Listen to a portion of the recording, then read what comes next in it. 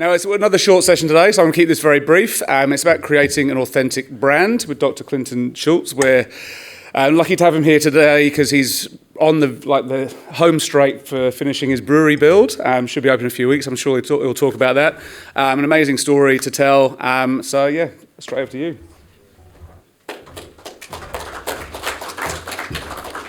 Yama gabi yaramalia nayanagi nangu kumbameri yalagimu naraga yalagianama didui gabaninda budra.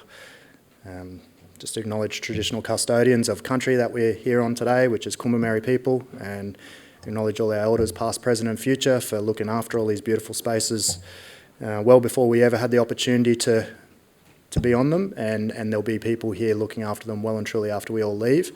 Part of that acknowledgement process is really about understanding notions of responsibility and respect, and that when we're fortunate enough to share space on country, but also share space with each other, that we hold responsibilities to each other, that we try and leave places as positively charged when we leave them as when we entered them, and that we're really mindful of everybody's sort of own states, particularly social emotional wellbeing states, while we're sharing those spaces. So as you heard, my name's Clinton Schultz. Don't worry about the doctor part, that's another life. Myself and my wife Lozen were the founders of Sobah Beverages, which was Australia's first non-alcoholic craft beer company back in 2017, kind of incepted in 2016, launched 2017.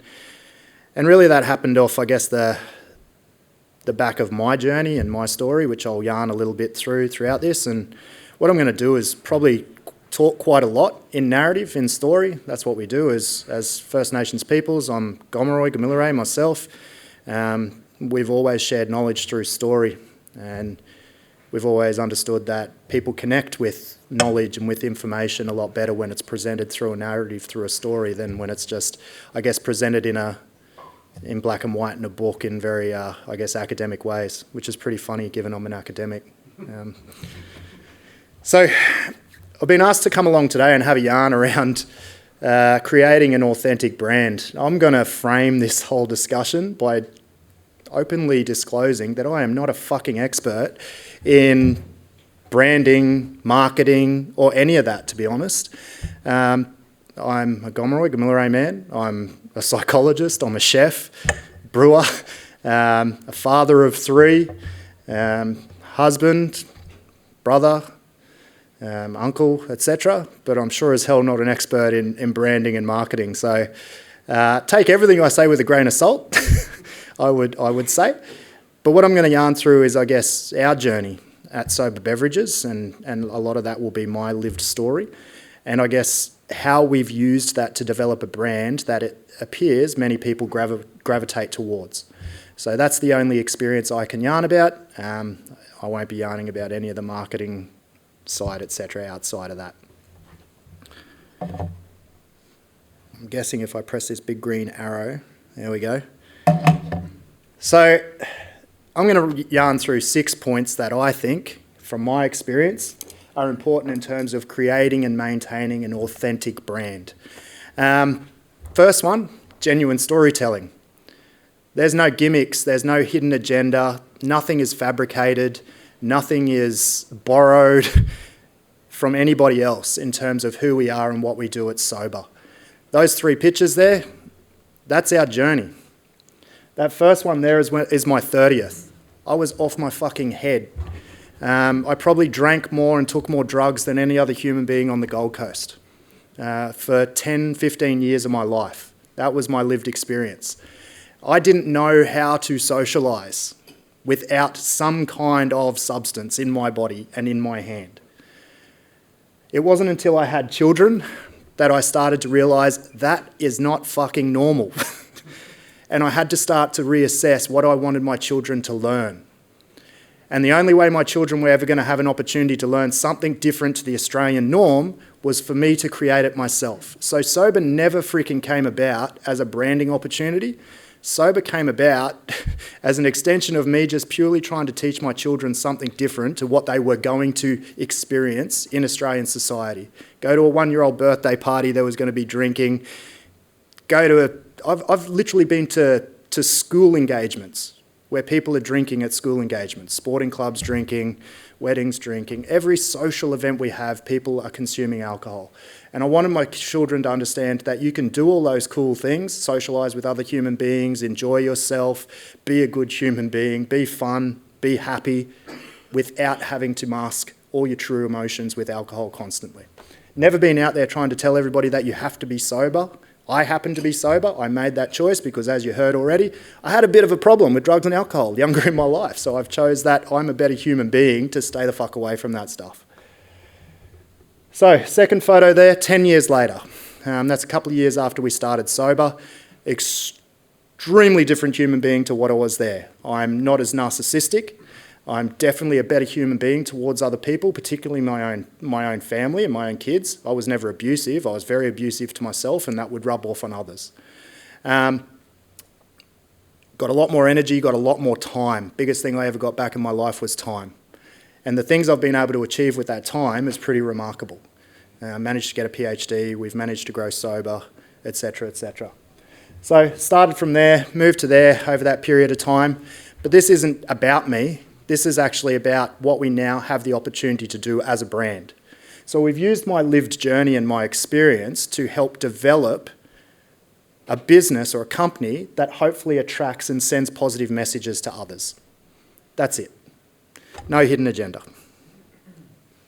I think the second really important thing in terms of having a unique and authentic brand or business company is to be really grounded in your values.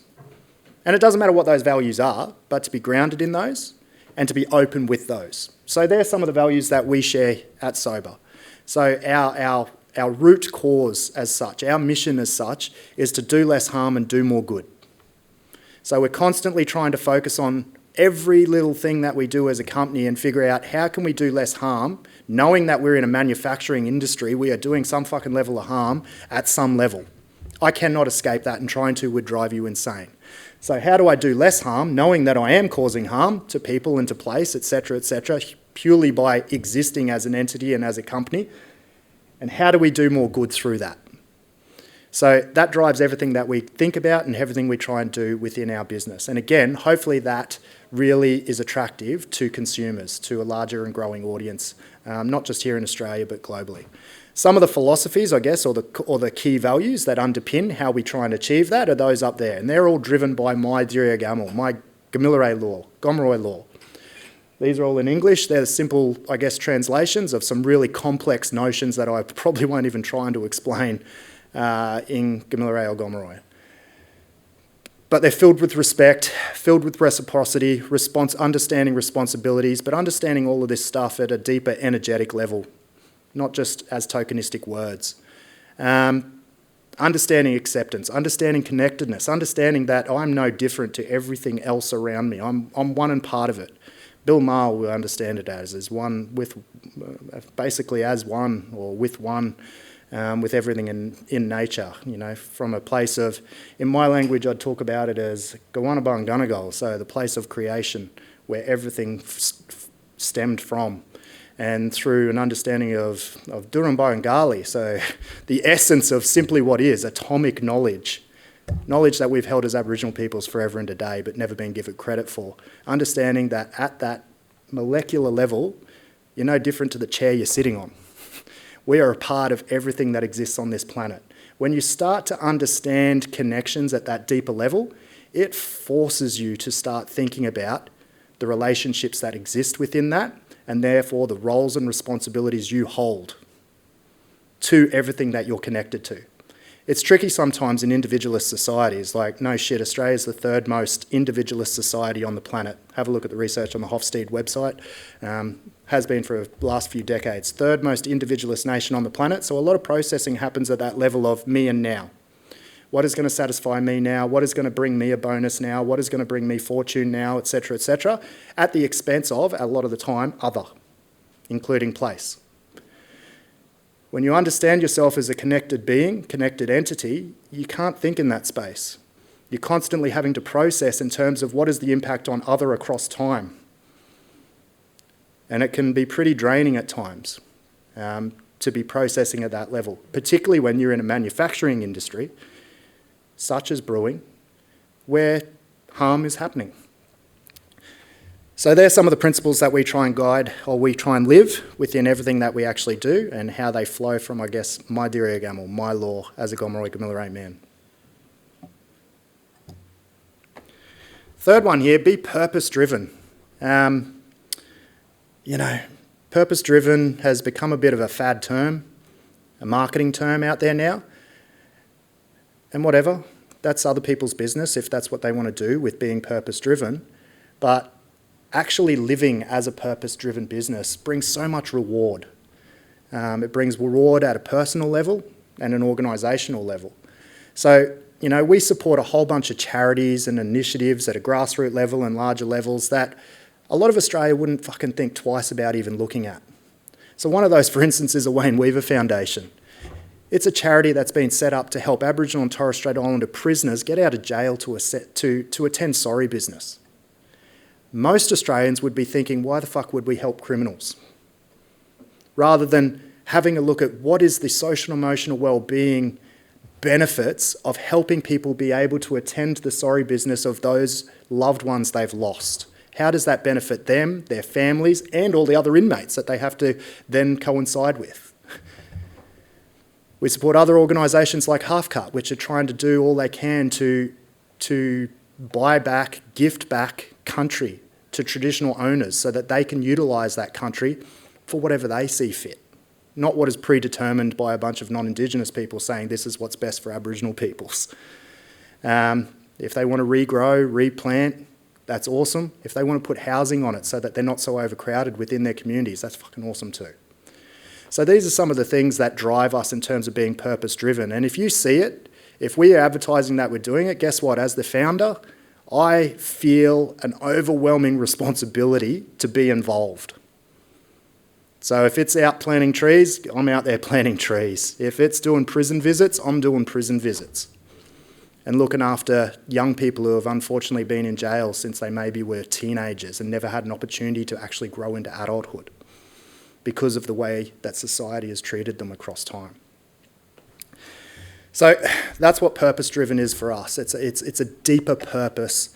It's not about selling shit. I don't care if it helps us sell shit at the end of the day, and I think that's where the authenticity comes from in what we actually do. It's really about how do I use the opportunities and the resources that I've been so fortunate to have made available to me and to Sobah as an organisation to try and do some good with that. Remain consistent. There is so much media coverage of us. There has been since day dot because we were the first in this space and there was no acceptance for non-alc when we started, so we got a lot of coverage from that angle. We still get a lot of attention from that angle. If you want something for a bit of shits and giggles, go to Channel 9's Gold Coast Facebook page.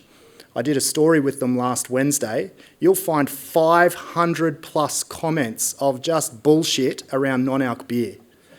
Negative commentary around non-alc beer, not even to do with us as Sobah, just non-alc beer, and then a whole bunch of racist crap thrown in there as well, like somebody's just decided to write in there, vote no, as if that has anything to do with a story on non-alc beer. But what you'll find throughout any of that printed or televised media is that our message is the same. It doesn't matter if it's in a textbook, if it's social media, if it's commercial media, the message remains consistent. So our consumers, our audience, know exactly what we're about. Therefore, they're more attracted to that because there's no gimmick, there's no hidden agenda. They know this is what Sobah is, this is who Sobah is, and many people will gravitate towards that, and there'll probably be a bunch out there who won't, and that's okay. Fuck them. So honestly, we've had people who, when I've rocked up with cartons of beer, have pulled it out, looked at the clan, seen the Aboriginal flag and gone, that's not for us. So yeah, those people still exist out there and that's theirs. But I'm not going to shift from being an Aboriginal business and promoting the positivity of Aboriginal society and culture just because somebody might have a racist attitude who potentially may buy my beer as a retailer. So our message remains consistent and constant through what we do. Doesn't mean we remain stagnant. I think becoming stagnant is a death certificate. Businesses have to adapt. A company is no different to a human being. Once it's been birthed, it needs to be nurtured and it needs to be allowed to grow and mature. We started in my garage, we moved into a food truck, and now we're about to, we've opened the doors to our brewery down at Burleigh. So we've had to adapt, we've had to grow and mature as a business, being it different business systems that we have in place, processes that we utilise, brewing methods that we use, where we brew, how we brew, all of that has had to adapt across time, but the messages remain the same. Number five is practice transparency and honesty. We've always been extremely transparent to our audience and to our consumers about who we are and what we do, even when times are really freaking tough. So there's some pictures of our new facility. So you can see a part of our cafe, Native Foods Cafe there, and then behind myself and my wife Lozen there, you can see a little itty bitty snippet of, well, that's just our pilot brew kit. The larger brew kit's on the other side. And people keep saying, oh, it's amazing, everything looks fantastic, and it does, because my wife's amazing at social media and making the world just look peachy and full of rainbows and fairy floss to the outside world. But we never try and hide the fact that it's been freaking hard. And we want people to share that journey with us. We want our consumers and our audience on board with us. We were fortunate enough to do an equity crowdfund a couple of years ago, and through that equity crowdfund, we raised $1 million, which helped us to build out the brewery. I've got 586 investors through that. I have to share my journey with them. I want them to be a part of the journey. I want them actively out there as advocates, as sales agents for my company. If they don't know what the fuck's going on, then there won't be any authenticity when they're trying to further the word of what we're trying to achieve within Sobah. So we've been very open about all the wins, the pros, but absolutely all the things that have gone wrong and the cons as well. And there's been many of them, and they continue on a daily basis. So we'd never sit here and try and pretend like this has been all easy. It's been really hard work, but we've loved every second of it. Well, I have. I don't know. My wife might say different if I'm transparent and honest about it. And I think that's a key to maintaining your audience, is to ensure that your audience, your consumer, feels, experiences that there is transparency and honesty. We can use the words, but feelings are a different thing. Again, it goes back to that notion of understanding how everything exists through energy. And people will understand, people will feel if there's dishonesty, if they're being bullshitted to. So the more that we can create experiences where people have that experience of being included, being told the truth, and of there being open transparency, I think it's better for the business in the long run. And the sixth one is, and probably the most important, and again, I'll take this back to some Gamilaraay philosophy: always remain a listener and a learner. As I said at the beginning of this, and I framed this whole yarn, I'm not an expert on anything. I've got a PhD and I still don't consider myself an expert in the area that I got a PhD in. I was fortunate enough to gather that information from other people and to pull it together in a way that made sense to some academics on a panel of, assessors. Great. Would have been so much easier if chatbot GPT existed when I did that damn thing. But we always have to remain listeners and learners. So we understand this through understanding the relationship that always exists between Buba, the father, and Gaeli, the child. And it's a circular relationship. But I can replace those two words, father and child, for any other relationship: husband, wife, retailer, consumer, employer, employee. It doesn't matter. Whatever the duality in the relationship, I can replace those two words for, and it's the exact same philosophy. And basically how it works is, so if I look at it from father and child, I have only ever had the opportunity to learn how to be a father because I had children. I could read 100 books on it. None of that tells me. None of that will teach me how to be a better father. My children teach me how to be a better father. So I've had the opportunity to have 3 children. Each one of them is a very different human being. Very different, some of them, to the others. And has allowed me the opportunities to learn very different things. So if I didn't have them, I wouldn't have had the opportunity to learn those lessons and to grow as a father, as a teacher, one day as an elder. So my children's job is to do everything within their capacity to help me on that journey. So one of my children can be quite challenging at times. He's taught me so much more about patience than I ever would have had the opportunity to learn if I hadn't had him in my life. So he has been my teacher in patience. I can apply those exact same philosophies in terms of running my business, my brand. I always have to listen to my consumer. If I'm not prepared to listen to my consumer and learn from them, then I've become stagnant in my growth. I'm already setting myself for death. So I have to be willing to listen to what's going on for my consumers, and that's all the way from our retailers through to our consumers on the ground, our audience on the ground. They are the ones that teach me how to do my business better for them. Without the information feedback from our retailers, for instance, I wouldn't know how can I better do business so that my retailers can sell my product. I have to listen to that information. There has to be that level of authenticity in there. So the reason these pictures are up here is to represent, I guess, the spaces that I have to allow myself to learn in. So Luke, who was up here talking before, he's our head brewer. I have to listen to him in terms of what's going on within the brewery. I can throw my 2 cents in. I've done brewery accreditation as well and learned all the same stuff, but he's doing it day to day. I've got a fucking 101 other things going through my head and probably don't have the same attention span for that particular space as Luke's going to have. So I have to allow Luke to teach me in that space. I have to be prepared to listen. It doesn't matter that I'm the boss. I have to be prepared to listen. Picture over the side there, that's of me, my sister, and my children.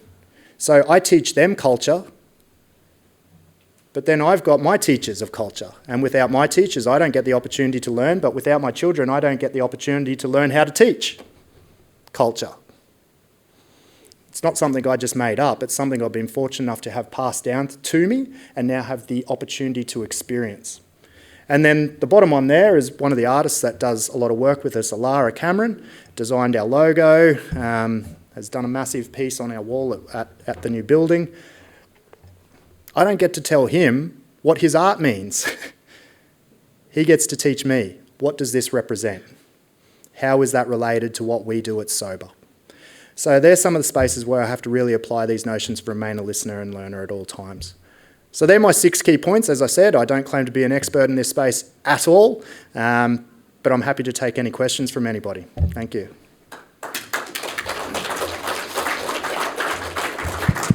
Okay, do we have any questions from the floor? Come on, I know it's late in the day. Nah, they're all experts now. Do you want to tell us a little bit maybe about how you're going to represent that through the venue and the brewery once it's open, in terms of, I guess, in the physical sense, how that's going to come across? If people meet you and talk to you or Luke, I'm sure they're going to get the message about the brand. If they just come in and get served by one of your staff, have a beer, have something to eat and head off, like, how have you sort of done that in a physical sense? Yeah, for sure. So I'll take it back to this notion of remaining consistent. So it's not just in terms of, I guess, messages that are printed, it's how we present ourselves as well. So all our staff, for instance, around beer, education and knowledge, will spend time with Luke learning about what is exactly in each product, what's it taste like, etc. So there's consistency in message there. But the facility itself has purposely been built and presented in a way that hopefully creates an experience that is in line with those philosophies I had up there earlier. So from the moment people walk through the door, hopefully the first thing that they realise is that this is a positive cultural space. And then in a real contemporary way, get to learn about some of the amazing facets of Aboriginal and Torres Strait Islander society, including our native foods. And you've been doing that with events already. You were saying you've had First Nation markets. Is that also events beyond what you actually do yourself? Yeah, for sure. So we held an Aboriginal and Torres Strait Islander markets last Saturday. It was an amazing success. All we wanted out of that was for the market stall holders to be busy. I didn't want to be inviting people into our space and for them to not have a good day and to walk away with a bit of money in their pockets, given their time and their sacrifices to be there. They all had an amazing time. I'm fortunate enough to provide a venue. That's all I did. So I looked at what are the opportunities I have available, what do we have as available to us as Sobah, how do we use those to assist others? And we were fortunate enough to be able to have that markets on the weekend and create, really positive experiences for people. You touched upon it earlier with the talk about the Channel 9 article and the comments. I'm sure you've faced a lot of challenges to you, well, personally to your brand, or whatever the brand stands for over the years. Have you dealt with that, overcome that, found a way that it doesn't hurt too much, but also to deal with it as a brand consistently? So, I guess how you're dealing with it is seen as in a positive light. Yeah, for me personally, I'm fortunate I've got pretty thick skin because I'm a psychologist and I've had to deal with some pretty heavy shit. So I kind of just take it with a grain of salt. I wouldn't say that's the same situation or experience or story for my wife or anybody else who works in the business. At times they will be that toll of, why are we copying abuse for trying to do something positive? My message is always, let's just try and flip it and look at it from a positive side. So, the 500 plus negative comments that we've got around non-out beer, I'm like, thanks for keeping me at the top of the search engine. I just don't care.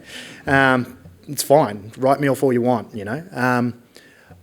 It does become personal when people start to bring notions of racism and discrimination into it, because then that's not just yarning about me. Like at our workplace, every single person in our workplace comes from a minority background or is married into an Aboriginal Torres Strait Islander family. Every single one of our employees.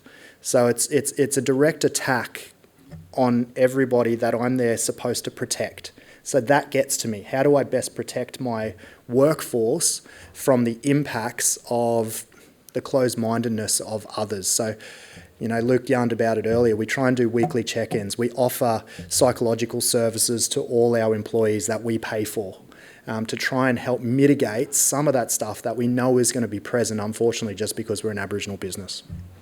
I've just realised the time as well. I'll take one question quickly, can I? Or I'll get you.